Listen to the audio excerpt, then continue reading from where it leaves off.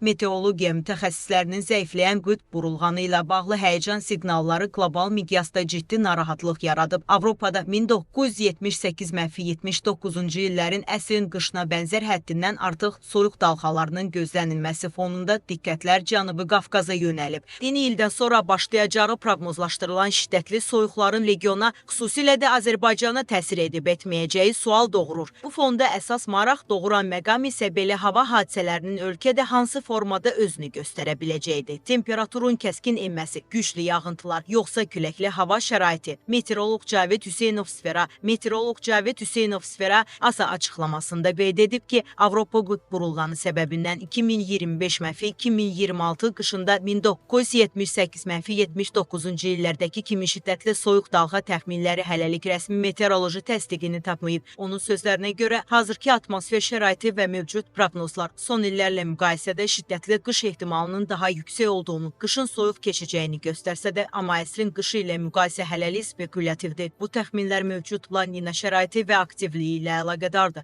Adətən Qərbi Avropaya daha soyuq hava kütləsini gətirir və uzun müddətli soyuq hava riskini artırır. Ölkəmizdə qış fəsli əksər bölgələrdə nisbətən mülayim keçir, bəzi günlərdə isə adətən yanvar və fevral aylarında tez-tez soyuq hava kütlələrinin təsiri ilə qarlı və şaxtalı hava müşahidə olunur. Meteoroloq əlavə edib ki, son illərdə ölkə ərazisində əsas iklim göstəricilərinin tərəddüdü müşahidə olunur. Son illərdə həm günəş aktivliyi ilə əlaqədar, həm də istixana qazları hesabına əsas iklim göstəricilərinin dəyişməsi, həmçinin ətraf mühitə və atmosferə aktiv antropogen təsirlərin artması səbəbindən ölkə ərazisində, eləcə də Bakıda və Abşeron yarımadasında da əsas iklim göstəricilərinin tərəddüdü, illik temperaturun və isti günlərin sayının artması, yağıntıların miqdarının iklim normasına görə tərəddüdləri intensivliyinin artması və sair müşahidə edilir. Bu dəyişmələr fonunda gözlənilməz ekstremal meteoroloji hadisələr və anomaliyalar da istisna edilmir.